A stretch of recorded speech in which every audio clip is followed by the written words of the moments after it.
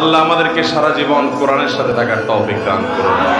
কোরআন আমাদের ইমাম, কোরআন আমাদের নেতা। কোরআনকে সামনে রেখে কোরআন যেদিকে যেতে বলে আমরা সেদিকে যাব ইনশাআল্লাহ।